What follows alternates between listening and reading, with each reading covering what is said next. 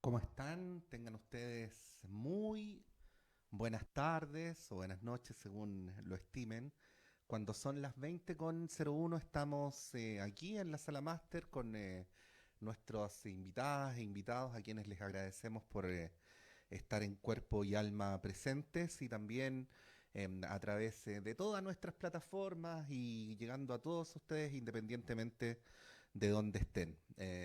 Esta actividad se enmarca en un propósito que es permanente, sistemático, convencido por parte de esta radio, en tanto radio pública y radio perteneciente a la Universidad de Chile, que es contribuir a pensar críticamente el tiempo que vivimos, en la región en la que vivimos, y en algo que por lo general nos falta, nos falta acá en este pedacito del mundo y que es mirar nuestra propia realidad en un contexto más regional o global.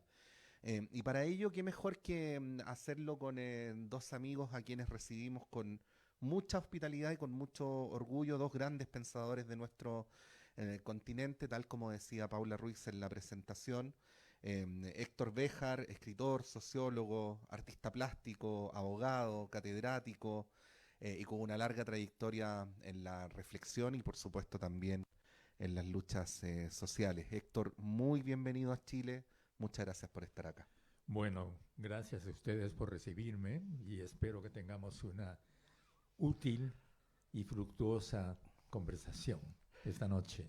Gracias, Héctor. Gracias por permitirme conversar con ustedes. No, para nosotros es una gran alegría y nuestro siguiente invitado sabe que vuelve a su casa nomás, lo hemos tenido tantas veces acá y nos alegra tanto, al punto tal de que ahora ya cuando lo vemos nos damos un abrazo, ¿no? Y hay menos formalidades que como era años atrás. Es sociólogo, politólogo, catedrático, escritor argentino, Atilio Borón. Muchas gracias por estar nuevamente en la radio con nuestros auditores y auditoras. Buenas noches, bueno, muchas gracias Patricio. Para mí es un honor estar acá en esta casa y en compañía de Héctor, de Paula, tu compañía para tener esta conversación. Sí, y me honra, y le voy a dar inmediatamente la palabra como co-conductora de este espacio, a la académica de nuestra Universidad de Chile, de la Facultad de Ciencias Sociales, doctora en Servicio Social, Paula Vidal, con quien vamos a tratar de llevar esta conversación y también de soltarla, ¿no? Porque la idea es que el formato no sea rígido y que podamos conversar entre nosotros y también con ustedes, Paula. Muchas gracias, Patricio. Quiero saludar y agradecer la presencia de Héctor, de Atilio y también a ti, Patricio, por abrir este espacio en nuestra universidad, en la radio, y también agradecer a los que están presentes hoy acá en este espacio y sobre todo a quienes nos escuchan. Y quiero llevarlos inmediatamente, porque tenemos poco tiempo, al plano internacional, invitarlos a Atilio y a Héctor a conversar acerca de este espacio, ¿no? Porque pensar América Latina, nuestra América, implica eh, ampliar el foco, ¿no? Ampliar la mirada acerca de cómo se está comportando la dimensión económica, política a escala mundial. Entonces, varios economistas, politólogos, expertos vienen hablando de que nos encontramos en un enfrentamiento geopolítico por la hegemonía mundial entre China y Estados Unidos. Y en ese sentido la pregunta provocadora es: ¿qué interpretación tienen ustedes de esta confrontación? ¿Qué está detrás de ella también? Y por otro lado, ¿qué lugar y perspectivas se abren para nuestra América en este contexto? ¿Mm? Bueno, pues yo creo que el escenario cambió. El escenario. No sé si los actores. Y ahí empiezan los problemas. Porque estábamos en la globalización, ¿no? Y hasta donde yo puedo tener uso de razón, ya no estamos en la globalización. Algunos dicen que estamos en la desglobalización, en la medida en que algunos países han descubierto o redescubierto el nacionalismo. Me refiero a los países ricos. Empezando por los señores ingleses que ya se fueron de Europa. Con el Brexit se desengancharon de Europa y pretenden acompañar como vagón de segunda clase al tren norteamericano, ¿no? Habrá que ver si tienen éxito en esto, porque ya la Segunda Guerra Mundial nos dijo que tuvieron que pagar una enorme deuda, que creo que hasta muy recientemente la terminaron de pagar por la ayuda norteamericana durante la Segunda Guerra Mundial. Pero eso es solamente una parte del asunto, porque además tenemos que la Unión Europea dejó de ser Unión Europea en la medida en que ya no existe el proyecto europeo. Y la coalición o alianza franco-alemana está, por supuesto, sufriendo los embates de lo que está pasando en el este. Entonces yo no quiero ser más largo ni apropiarme, por supuesto, del programa.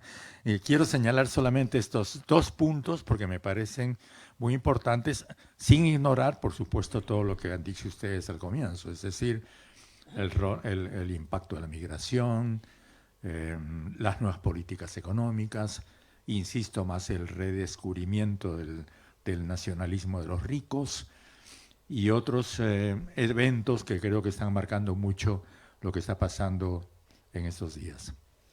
Sí, Atilio, bueno, hace algunos días conversábamos con otro gran pensador latinoamericano que es Emir Sader, y Emir, respecto a este punto que era al que aludía y nos invitaba a conversar Paula, decía que Estados Unidos nunca había tenido, por lo menos en las últimas décadas, tan poca influencia en América Latina como ahora, ¿no? Y ponía como algunos ejemplos el hecho de que en los 2 gigantes del continente había presidencias con una mayor distancia a Estados Unidos, o que la Alianza del Pacífico, tal como la habíamos conocido durante muchos años, se había desmarcado de la hegemonía de Estados Unidos. Y bueno, la pregunta es, ¿lo ves tan así? ¿Cuál es tu apreciación respecto a esa mirada que tiene Emir de ver este tema? Bueno, yo, digamos, primero lo pondría en el marco de lo que estaba diciendo Héctor recién, ¿verdad? Acá estamos en medio de un movimiento de las placas tectónicas del sistema internacional. Y eso es evidente, hoy se hace evidente en Ucrania, en el corazón de Europa, aparece como una amenaza muy fuerte en Taiwán, ¿no es cierto? Y esto responde no a impulsos momentáneos e impensados, sino es parte de una estrategia diseñada por Estados Unidos desde hace mucho tiempo. Incluso hay documentos que se han filtrado a la prensa hace 3 o 4 días, en donde se habla cómo el Pentágono y el Departamento de Estado adoptaron una línea dura en relación a las negociaciones de Kiev, que podrían haber evitado esta guerra. Estamos hablando de 2008, y en donde la instrucción eran estiren las negociaciones, tenemos que ganar tiempo, tenemos que permitir que Ucrania se rearme para enfrentar el peligro ruso, textual dicho. O sea que evidentemente esa guerra estuvo preparada desde hace mucho tiempo. Pero para nosotros, un poco para redondear la respuesta, esta situación internacional abre un espacio de oportunidades que es indudable, ¿verdad? Digamos, el hecho de que China aparezca con esa fuerza en el tablero internacional abre una cierta posibilidad para los países de América Latina, por lo menos de diversificar sus inversiones, su comercio internacional, sus relaciones económicas generales. Pero al mismo tiempo, y acá estaría mi discrepancia un poco con lo que planteaba Sader, es que Estados Unidos ha renovado su interés y su vocación de controlar firmemente América Latina. Y esto lo han dicho el presidente Biden en diferentes ocasiones, pero sobre todo una persona a la cual hay que seguir muy de cerca, que es a Laura Richardson, la jefa del Comando Sur, que periódicamente está visitando a los países de la región, preocupada por lo que ellos llaman nuestras riquezas. Y cuando ella habla de nuestra riqueza, habla del oro en el Perú, del cobre de Chile, del litio de Chile, del petróleo de Venezuela, etc. Y eso es un problema para los gobiernos de la región. Sí, es evidente, ¿no? Estados Unidos una vez más vuelve los ojos hacia su patio delantero, según Biden, ¿no? Ya no es el patio trasero, es el patio delantero. Habrá que ver si puede, ¿no?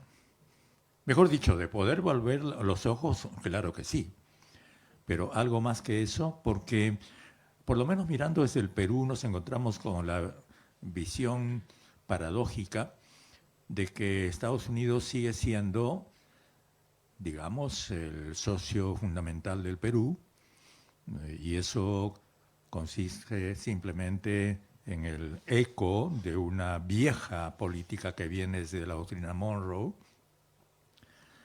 pero el principal socio del Perú es China. Es decir, Estados Unidos no tiene la capacidad de comprarle al Perú lo que China le compra.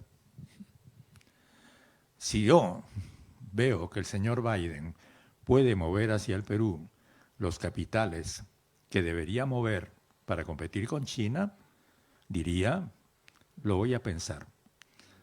Pero como sé que no va a poder, por lo menos lo que puedo mirar hacia los años que han pasado, si miramos hacia unos 10 o 15 años atrás, nos vamos a dar cuenta que lo que crece es China, no Estados Unidos. Claro, tenemos los militares norteamericanos que entran y salen del Perú como por su casa, tenemos la conciencia de los Estados Unidos todavía clavada, ¿no? O la imagen de los Estados Unidos clavada en gran parte de nuestra clase media, pero eso va muriendo. Y el tiempo pasa y el tiempo hace que los factores vayan apareciendo, algunos nuevos y otros vayan desapareciendo.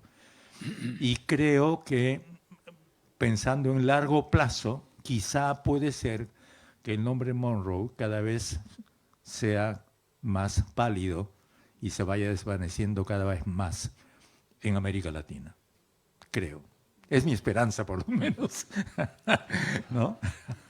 Puede ser la esperanza. Aquí Atilio me mira con ojos escépticos. Pero... No, me gustaría que sea cierto, pero personalmente puedo, realmente, no sé, porque yo creo que China sí, evidentemente, por eso decía al principio, va a jugar un papel importante abriendo oportunidades, pero acá, en este continente, estamos llenos de bases de los Estados Unidos y en algún momento esas bases van a jugar un papel. Y no solamente las bases, está todo el tema de las patentes, las cosas tecnológicas, los mecanismos, ¿verdad?, de control de los flujos financieros internacionales. Hay un desafío. Vamos a ver ahora, por ejemplo, si Brasil y China logran efectivizar el acuerdo de comerciar intercambiando monedas locales, sería un paso adelante importantísimo en esa dirección.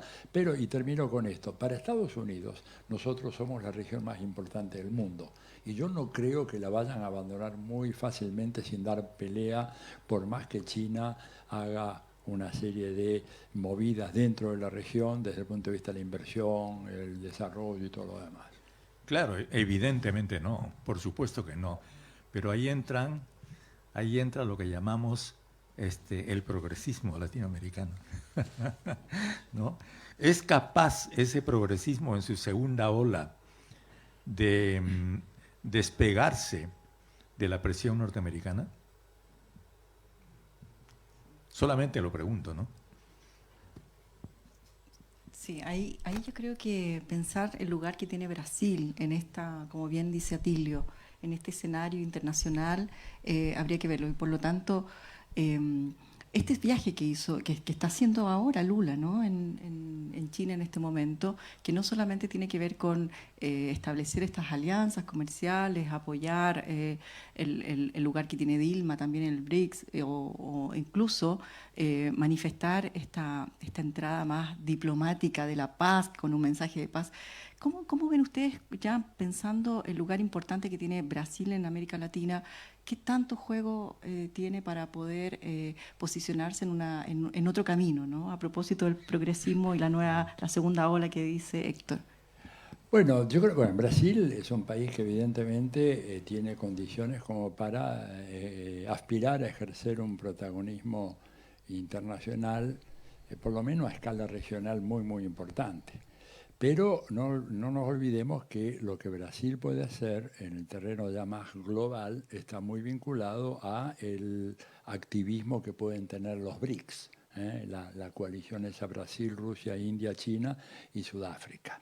Habrá que ver qué es lo que pasa con los BRICS, que han estado bastante quietos y un poco han desaparecido de los papeles protagónicos en la escena internacional. Si Brasil logra de alguna manera, o si los BRICS asumen un nuevo protagonismo, ahí Brasil puede tener una influencia muy grande, pero Brasil tiene un problema muy serio para resolver.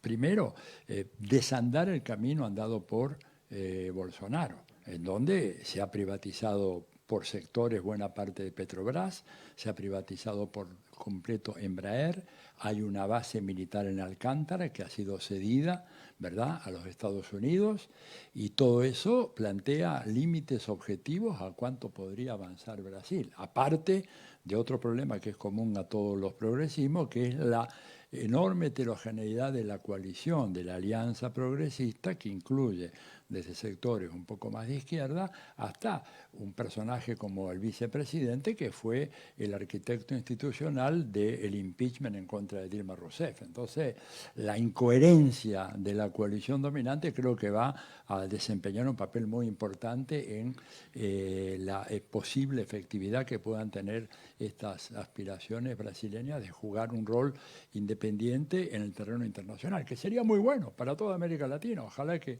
salga así, pero van a tener que realmente trabajar mucho, mucho, y tenemos que ver cuál va a ser la reacción de Estados Unidos, porque Estados Unidos sigue teniendo una capacidad de presión, vos lo decías, toda esa imagen de la mejor sociedad del mundo, el llamado poder blando, la fenomenal penetración cultural que Estados Unidos ha logrado en América Latina, digamos, no va a ser fácil de remover y facilitar un acercamiento con un país como China, que sigue teniendo la bandera roja, las estrellas y todo lo demás, y que genera una reacción muy fuerte en la derecha de nuestros países.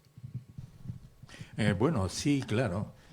Y no podemos olvidar que la segunda ola progresista tiene la particularidad de que llega al poder atada con alianzas mucho más fuertes que la primera ola. Entonces, pero también yo añadiría otros factores y ubiquemos este asunto dentro de lo que está pasando una vez más en la realidad global. Y en la realidad global tenemos el surgimiento de nuevos emergentes. Yo señalaría fundamentalmente a Turquía y a la India, que no siempre están, y además algunos países árabes, ¿no?, que ya no están dispuestos a jugar el rol que Estados Unidos ha estado acostumbrado a hacerlos jugar en el mundo. Y eso va increciendo. Entonces, siempre mirando en el largo plazo hacia el futuro, yo creo que eso, que ahora desde América Latina no notamos mucho, pero uno sí puede notar cuando esté en Europa o cuando esté en el Medio Oriente, va a ir teniendo cada vez mayor peso. Y quizá, yo siempre subrayo la palabra quizá, porque aquí ninguno de nosotros puede hacer previsiones seguras, quizá eso pueda jugar también como un equilibrio a las alianzas que yo llamaría más bien ataduras con las cuales ha llegado el progresismo de la segunda ola al poder político en América Latina. Sí, me quiero quedar acá, pero aprovecho de contarles que en las escuelas de periodismo siempre nos enseñan que cuando uno está en un programa de radio tiene que repetir permanentemente quiénes están hablando, ¿no? Porque puede haber gente que se incorpore después, así es que decir en primer lugar que en esta actividad la Radio Universidad de Chile se ha ofrecido honrosamente como casa, pero que no hubiera sido posible sin quienes son los verdaderos forjadores, que son el Centro de Estudios Francisco Bilbao y el Centro de Formación Memoria y Futuro. Así es que les vamos a hacer el primero de varios reconocimientos durante esta transmisión, porque es en realidad gracias a ellos que esta conversación está llegando a ustedes. Estamos con la profesora Paula Vidal, académica de nuestra universidad en la Facultad de Ciencias Sociales, y con estos dos grandes intelectuales latinoamericanos, sudamericanos, de nuestros países vecinos, Héctor Béjar de Perú y Atilio Borón de Argentina. Hecha la mención, retomamos, Atilio. Hablábamos ahí antes de entrar si era una ola tipo tsunami, si era una ola, si era una olita, pero quizás antes de eso habría que preguntarse qué es lo que define, independientemente del tamaño de la ola, a un proyecto progresista en un continente como este, en un continente donde hay una gran desigualdad, donde ha aumentado la pobreza y la extrema pobreza luego de la pandemia, donde sigue habiendo una acumulación del poder muy fuerte en las sociedades. Y entonces, bueno, ¿cuáles son las coordenadas para poder hablar genuinamente de un proyecto progresista? Digo, antes de ponderar a esta segunda ola independientemente de su tamaño. Bueno, yo creo que un poco en tu pregunta está la respuesta, ¿no? Es decir, un proyecto progresista tendría que ser un proyecto que, por ejemplo, disminuyera la fenomenal concentración de la riqueza y de las rentas y los ingresos que existen en nuestros países, que fuera capaz de elaborar un régimen tributario que descansara fundamentalmente sobre las grandes fortunas, las grandes riquezas, que tuviera capacidad de forjar una política exterior independiente, no sometida a los imperativos que vienen de Washington, que tuviera capacidad para fortalecer el sector público, por ejemplo, en temas tales como la salud, la educación, la seguridad social, regímenes previsionales, por ejemplo, de carácter no mercantil. Y eso sería, digamos, el desideratum. Cuando uno mira los comportamientos reales, lo que ha ocurrido, lamentablemente las intenciones han sido muy buenas, pero los logros realmente dejan mucho que desear. En general, no estoy hablando de ningún país en particular, ningún gobierno, pero digo, porque además, hay que decirlo, los obstáculos son formidables. Digo, la derecha latinoamericana, yo creo que es mucho más fuerte que la que hay en otros continentes, por la especial relación que este continente tiene con Estados Unidos. Digo, uno puede por ahí analizar la política en Zambia. Yo no estoy muy seguro que la embajada de los Estados Unidos en Zambia ocupe un papel equivalente al que ocupa, por ejemplo, al interior de un país como Argentina, Chile o Perú, para hablar, digamos, allá estarán, por supuesto, los funcionarios norteamericanos haciendo su juego, pero el papel tan determinante que tienen acá no lo tienen allá. Entonces, estos gobiernos progresistas o este proyecto progresista choca con obstáculos concretos que, para ser superados, requieren algo que yo creo que no está en el ánimo de estos gobiernos y de sus líderes, que es recurrir o tratar de suscitar una intensa movilización popular, que es lo único que le va a permitir llegar, no al gobierno, porque ya llegaron, pero a estar muy lejos del poder. Digo, lo que claramente vemos en las experiencias del progresismo latinoamericano es que justamente el tema de la distribución de la riqueza no fue afectado, es más bien en muchos casos, sino negativamente, que estamos perdiendo la batalla comunicacional de una manera escandalosa, controlada por Estados Unidos y sus epígonos latinoamericanos, y para colmo, el avance fenomenal del lawfare, ¿no es cierto?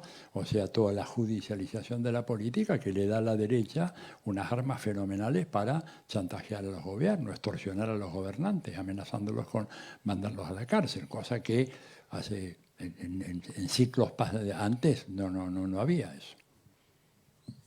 Sí, lo que pasa es que el llamado progresismo latinoamericano ha tenido que ir ganándose su lugar desde una situación en que no era aceptado, porque también las oligarquías latinoamericanas han partido desde la caverna, es decir, desde la no aceptación de cualquier opinión o posición discrepante, y desde una conducta que no ha pasado por la discusión ni por el debate, sino por el aniquilamiento. Y no podemos olvidar que lo que llamamos una vez más el progresismo latinoamericano o la izquierda o las izquierdas latinoamericanas son sobrevivientes de varios episodios terribles de exterminio. Esa es una realidad de América Latina y yo creo, llamando una vez más a ver la parte llena del vaso, que existimos. El mismo hecho parece increíble, pero en América Latina decir que existes ya es importante. Y lo digo desde un país como el Perú, en el cual, por ejemplo, los indios no existían. El hecho de que el Perú reconozca que los llamados indios existen es un enorme paso histórico adelante. Y eso ha pasado con la izquierda latinoamericana. Ahora, una vez que la izquierda latinoamericana existe y es más o menos o de una manera mal que bien aceptada, como un mal pero aceptada, vigilada, perseguida, víctima de juicios, ahora, como dice Atilio, ¿no es cierto? Antes ha sido víctima de persecuciones. Esa izquierda tiene algo que decir y estamos en eso.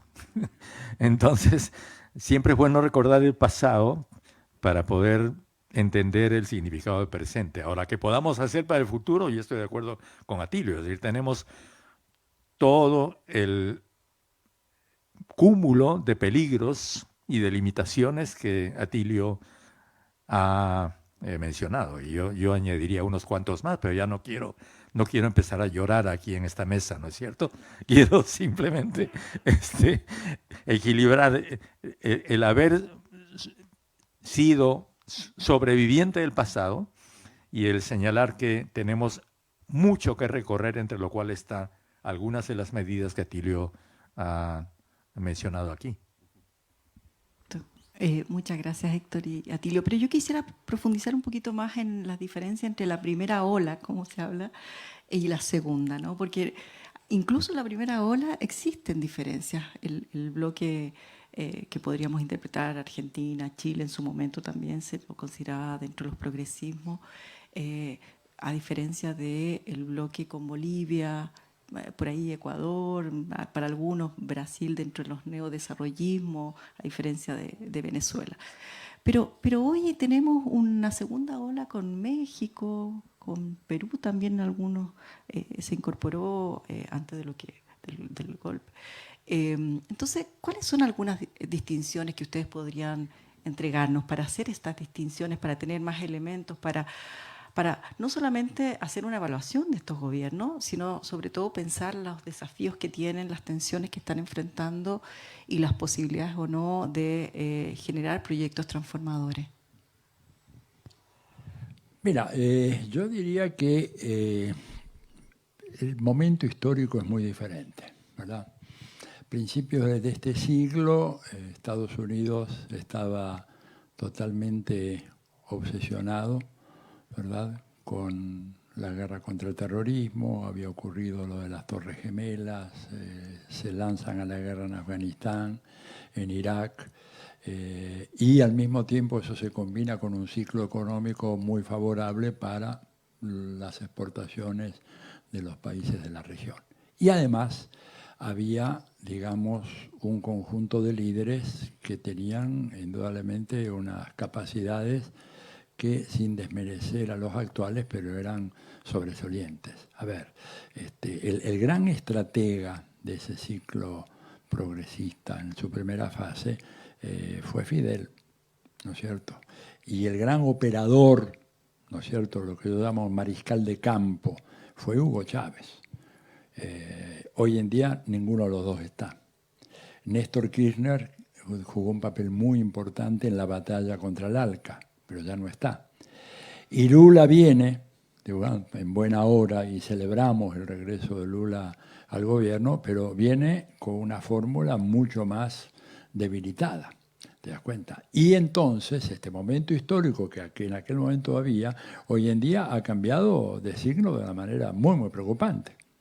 Estamos en un proceso de inflación mundial, amenaza de una tercera guerra mundial, reforzamiento de los mecanismos de control de Estados Unidos sobre la región, vuelvo a insistir en ese punto que a mí me preocupa muchísimo, y liderazgos que no tienen la estatura de los otros. Digo, Lula, supongamos que sigue igual, pero Alberto Fernández no es Néstor Kirchner, ¿no es cierto? Y bueno, y Nicolás Maduro ha demostrado ser un gran piloto de tormentas, pero en un país que ha sufrido, digamos, un bloqueo fenomenal, que prácticamente ha paralizado a Venezuela. El bloqueo contra Cuba ha seguido, se ha intensificado, y además la figura carismática de Fidel no está. Y Díaz-Canel está haciendo un esfuerzo fenomenal, pero no tiene el mismo ascendiente. O sea, y los líderes cuentan. A veces desde la izquierda hay una tendencia a pensar tan solo en los factores estructurales, los cuales por supuesto son decisivos, pero si no se encarnan en un liderazgo concreto, tú puedes tener los factores estructurales operando, pero alguien tiene que sintetizar ese momento histórico. Y eso lo hicieron aquellos personajes. Y hoy en día estos personajes no tienen la misma envergadura de sus predecesores. Esto, ¿verdad? Me parece que es algo indiscutible, por lo menos para mí. Y por eso el ciclo es mucho más atenuado y al mismo tiempo creo que hay que hacerse una pregunta para no culpabilizar a la dirigencia. ¿Cómo está la conciencia social en América Latina hoy? ¿Da como acompañaría un proceso mucho más radical, por ejemplo, en un país como este? ¿O en un país como la Argentina? ¿O en un país como Brasil? Cuando tenés una elección en donde, si la elección, el balotaje hubiera ocurrido una semana después, Bolsonaro habría ganado las elecciones, según me cuentan los amigos del comando de Lula. Dice, por suerte, esa elección fue ese día. Una semana después, perdíamos la elección. Es decir, las sociedades están en condiciones de acompañar un ciclo progresista que tenga un signo más radical que el signo que tiene en este momento, que a mí personalmente no me despierta mucho entusiasmo, pero bueno, es lo que hay hoy. ¿Cómo lo ve Héctor Béjar? Escuchábamos recién a Atilio Borón. Evidentemente no, lo que dice Atilio, ¿no? Estamos frente a un progresismo más moderado que el anterior. Moderado por las circunstancias. Y también no podemos olvidar que incluso el primer progresismo no tocó la base de la injusticia latinoamericana. Es decir, la gran propiedad de la tierra en Argentina, en Brasil, fundamentalmente, no fue tocada. Lo ha dicho Atilio al comienzo. La injusticia tributaria, el desbalance tributario, el hecho de que los pobres paguen más que los ricos, eso tampoco fue tocado. Tampoco fue tocado en la primera ola. Y la política de hambre cero, que todos aplaudimos, yo también, de la época de Lula, y la bolsa de familia y todo lo más, no era sino una adaptación de las políticas del Banco Mundial un poquito más radicalizadas. En una época en que la pobreza estadística, ahora ya no hablamos ni siquiera de eso, fue el centro del debate político. Entonces discutíamos qué porcentaje de pobreza teníamos. Ahora ni siquiera discutimos eso. Pero incluso aquel porcentaje de pobreza era un porcentaje falso, porque nunca medimos la pobreza real. Medimos la pobreza, ya sabemos, de ingresos y todo lo demás, ¿no es cierto? Sí, es evidente, pero ¿hasta cuándo va a durar eso? Porque la debilidad de la economía que afecta a las izquierdas está afectando también a los grandes. Y cuando yo veo que en Inglaterra la gente tiene que elegir entre pagar la energía o comer, o cuando veo que en Francia la gente tiene que salir a protestar contra un proyecto de jubilación, pero esa protesta esconde protesta por muchos temas más. Cuando veo que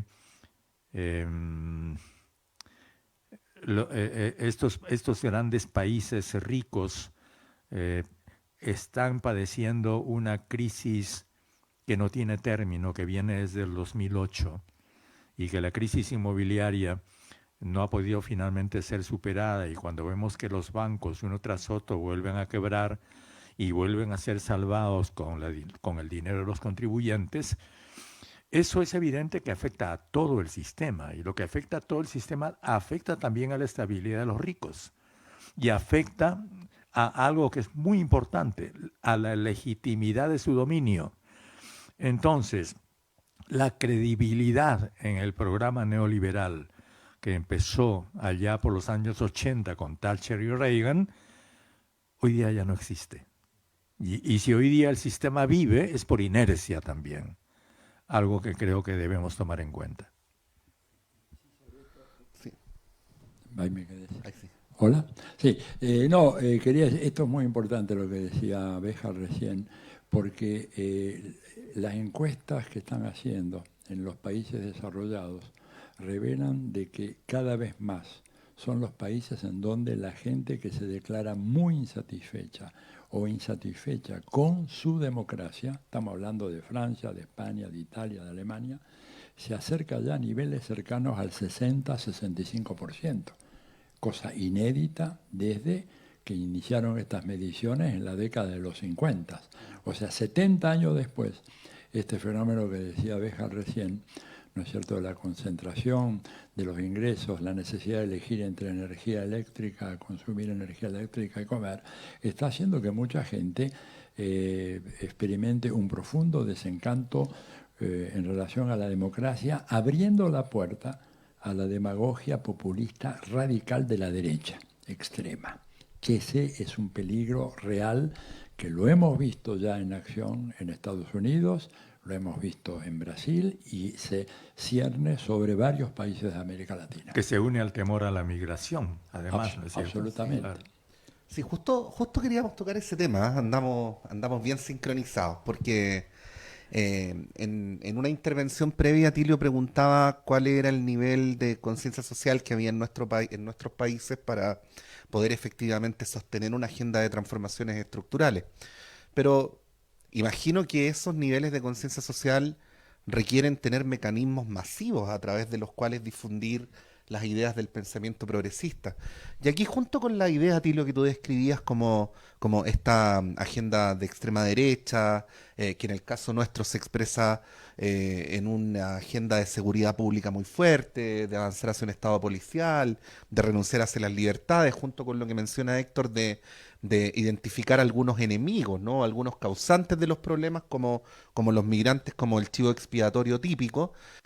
Obviamente están alimentados muy fuertemente por una hegemonía mediática que los sectores progresistas parecen no poder revertir, ¿no? Yo en la escuela de periodismo tiendo a señalarlo como si uno tuviera que jugar todo un campeonato de visita y sin la barra propia, ¿no? Entonces es muy difícil terminar por ganar.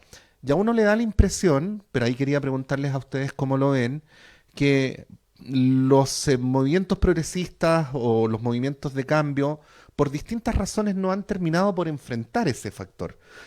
Hace algunos meses estuvo en Chile Pablo Iglesias y Pablo Iglesias decía algo con lo cual se puede estar de acuerdo o no, pero al menos creo que ayuda a esta parte de la conversación cuando él planteaba es imposible un proyecto progresista en países donde existe un control mediático conservador como el que existe en Chile, ¿no? Pero bueno, no estamos hablando solo de Chile, sino también de la región.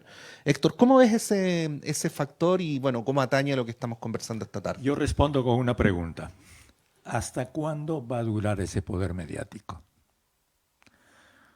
Va a durar hasta cuando la gente le crea. Porque si tú mantienes un grupo de televisoras, que además la gente ve cada vez menos, porque la gente cada vez más ve YouTube, no la televisora ni la de señal abierta ni de la de cable. Cuando tú repites lo mismo a través de 4 o 5 periódicos que tienes un país que en distintas portadas te van diciendo exactamente lo mismo cada día, pero que además se amarillan en los kioscos de periódicos porque la gente ya no compra prensa escrita, sino lee la prensa cuando lee en Internet. Necesariamente llegas a la conclusión de que ese poder mediático tiene sus días contados. Que esos días sean 4, 5, 10 o 20, a mí no me interesa mucho. Lo que yo sé es que ese poder está en declive. La gente ya no les cree. ¿Y qué cree la gente? Entonces la gente empieza a hacerse su propia leyenda de las cosas o simplemente no se hace ninguna. Porque también tenemos un gran sector de la sociedad que son autómatas, ¿no es cierto? El rebaño, ¿no? El gran rebaño, disculpen esta alusión que puede parecer insultante, pero no pretendo decirlo, sino un gran sector de gente que está aparte de la política, que no vota en los países donde el voto es voluntario, y que se desengancha de todo. Ahora, por supuesto, yo también voy a volver con otra pregunta esta vez, es decir, ¿qué forma de acercamiento tenemos a esa gente? Porque el triunfo de Bolsonaro significa no solamente que tú tienes gente que votó por él, sino hay otra gente que no participó.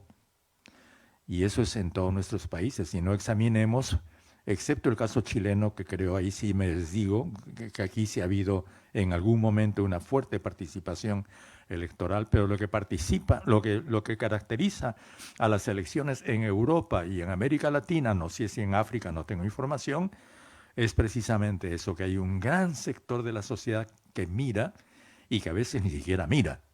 Está mirando para otro lado y está muy preocupado en subsistir día por día, ¿no? Ahí sí, yo diría que para eso no tenemos ninguna propuesta. Vea, yo creo que, a ver, es cierto lo que vos dices de que de a poco va a ir declinando la credibilidad que tienen esos medios.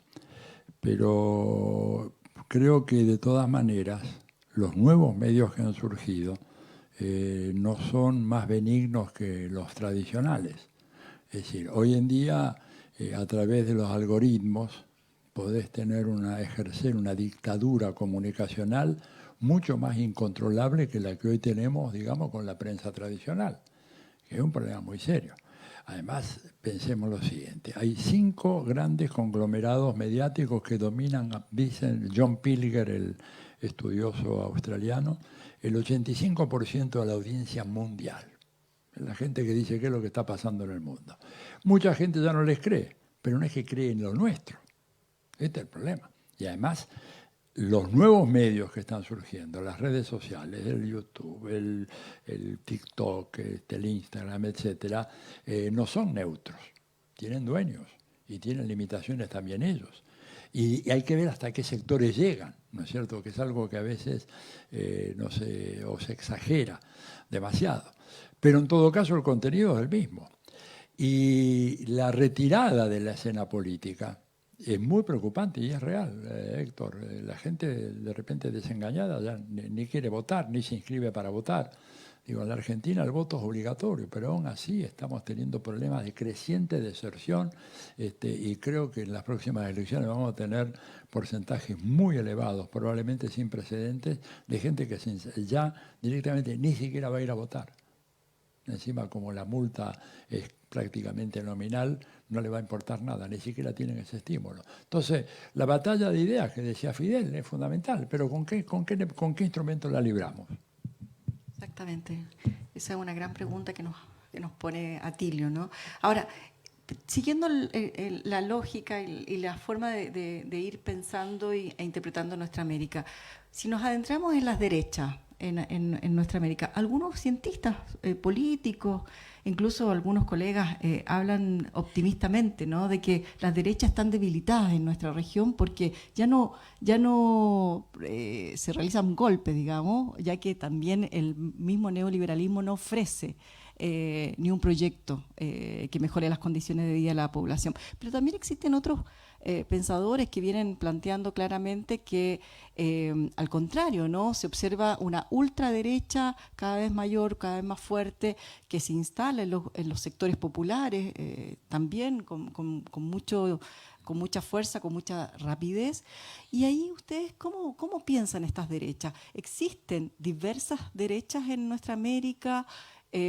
¿Qué distinguiría esta ultraderecha de las derechas? ¿Cómo lo ves tú, Héctor? Bueno, yo creo que lo que llamamos derechas, ¿no? Porque les hacemos un gran favor, yo siempre digo, cuando les decimos derechas, porque cuando tú dices derecha, aludes a ciertas ideas. Hay sectores económicos en nuestros países que no tienen ideas ninguna, no tienen ninguna idea. Y por tanto son simplemente sectores dedicados a hacer negocios de la manera más inescrupulosa posible. Y yo siempre se lo comparo con la vieja derecha, pues latinoamericana, ¿no es cierto? Que tuvo sus grandes, ¿no? Sus grandes nombres. En el Perú los tuvimos, ¿no? Tuvimos un Víctor Andrés Belaúnde, tuvimos un Porras Barrenechea. Eso ya no hay. Y por tanto, eso significa que el discurso lo tenemos nosotros. El discurso no está en el otro lado. En el otro lado está algo que es mucho más peligroso. Los sentimientos, el resentimiento, el temor. El temor a lo que va a pasar, el temor a que te quiten lo que tienes, el temor a que venga el otro, el temor al otro, ¿no? Al otro de distinto color o al que viene de otro país y ocupa tu barrio. Y eso es lo que usa, por supuesto, lo que llamamos derecha. Ahora, otra vez más la pregunta, ¿hasta cuándo? ¿En qué momento esas masas que no tienen participación política real porque todavía no votan, esas masas de migrantes, ¿no?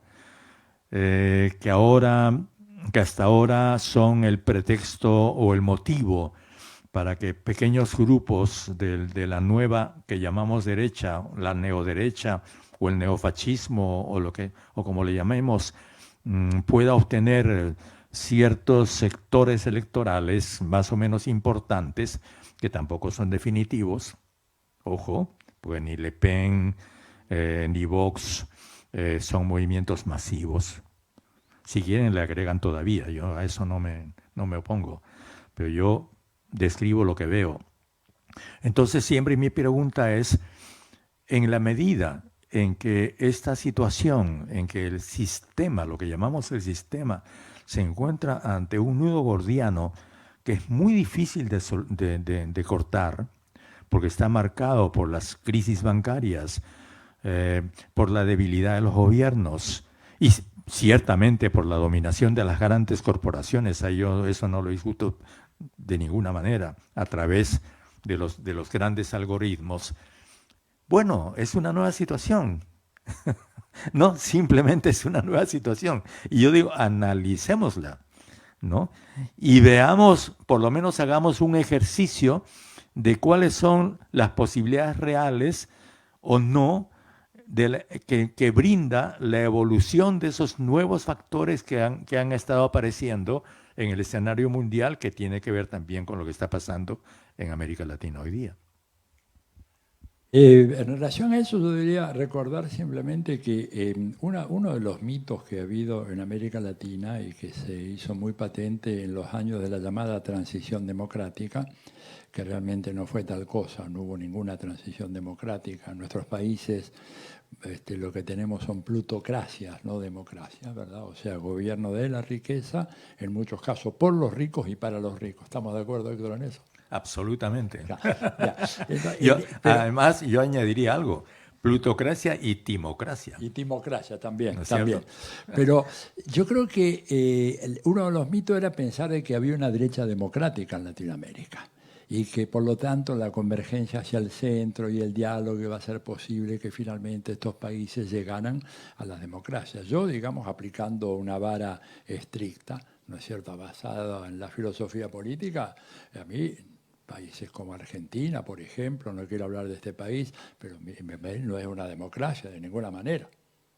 Es, sí, un régimen electoral en donde se elige, ¿verdad?, a algunos candidatos en condiciones muy desiguales, porque evidentemente el dinero, el financiamiento privado de la política sesga la opinión pública en una dirección determinada, pero digamos, si la idea de la democracia es establecer como jerarquía número uno el principio de la igualdad, evidentemente hay un dato escandaloso que se repite en toda América Latina, en todas las transiciones. Somos hoy, después de 40 años, sociedades más injustas que antes. Este es un dato. Un dato irrebatible. Sí. Acá en Chile, en Argentina, en Brasil, en todo. Entonces, bueno, esa derecha tiene muchas cuentas que rendir ante la opinión pública. Sí, Héctor, Atilio, Paula, el tiempo se pasa volando, ¿ah? Estamos llegando al final. Y bueno, no era lo que habíamos planeado originalmente, pero si Paula me permite, en nombre de todos esos temas que no alcanzamos a tratar, darles así libremente una intervención final de 2 a 3 minutos cada uno para poder plantear alguna idea, quizás en la línea de por dónde seguir, ¿ah? Sea lo que sea que aquella frase signifique. Héctor. Bueno, hay muchas líneas que se puede diseñar, por supuesto. Yo me pasaría de los 5 minutos, entonces no voy a ser respetuoso. Entonces, yo voy a decir simplemente que una de las líneas que se puede trazar es decir, ¿en qué momento la gente se va a dar cuenta de que esa democracia no es democracia? Y citaría el caso de mi país, porque la canción predominante en este momento por la gente que está movilizada en el sur del Perú, es decir, es aquella que dice, esta democracia ya no es democracia. Yo estoy en desacuerdo con eso, porque les digo, pero si nunca fue. Entonces, ¿no? Tampoco fue nunca. Pero por lo menos se dieron cuenta de que ya no lo es. Y eso me parece, dice mucho de la nueva situación. Como línea de reflexión final, yo diría lo importante de, a mi juicio, 3 imperativos. Trabajar en la batalla comunicacional, que es un tema absolutamente fundamental, porque si no ganamos esa batalla, que tiene que ver con el discurso y también con los sentimientos, como decía Héctor, no tenemos chance de combatir enemigos que tienen a su mano todos los recursos de poder disponibles. Avanzar en la organización. El neoliberalismo, la experiencia neoliberal, ha tenido un éxito extraordinario en desorganizar a las masas, destruir las estructuras organizativas. Y creo que podemos dar muchísimos ejemplos en todos los países. Y después tener una agenda clara, concreta de transformaciones posibles aquí y ahora. Pongo 2 ejemplos. La necesidad de desmercantilizar, por ejemplo, la atención médica. Es decir, hacer que la salud pública sea un eje fundamental de cualquier proyecto democrático, lo mismo que la educación pública, lo mismo que la seguridad social. Propuestas concretas, muy puntuales, que deberían ser comunicadas a través de los pocos canales, muy pocos que tenemos, uno de los cuales es este de la Radio Universidad de Chile, por la cual estoy siempre tan gratamente reconocido por la invitación que ustedes me hacen. Bueno, estamos llegando al final de este foro. Queremos señalar que, bueno, quiero señalar en nombre de la radio que estamos muy agradecidos de la confianza del Centro de Formación Memoria y Futuro y del Centro de Estudios Francisco Bilbao. Muy honrado de haber compartido este espacio con la Vidal y muy honrado también de haber recibido en esta casa y a través de esta casa llegar a las casas, a los vehículos, donde quiera que estén ustedes escuchándonos, de la presencia de Héctor Béjar desde Perú y Atilio Borón desde Argentina. Y muy especialmente a las personas que han venido a la sala máster en esta tarde-noche de este inicial otoño del año 2023. Antes de despedirme, agradecer porque son parte fundamental de lo que nos permite llegar hasta ustedes, la participación de nuestro equipo, porque somos un equipo. Alexis Gaete en la puesta en el aire audiovisual, junto con David Farías, la iluminación en la sala máster de Juan León, el sonido a cargo de Juan Carlos Miranda y la presencia de cada una y uno de ustedes. Si les parece, nos despedimos transmitiendo calor humano, así es que pueden aplaudir sin ningún tipo de pudor y con eso cerramos la transmisión y este foro. Que estén muy bien y muy buenas noches.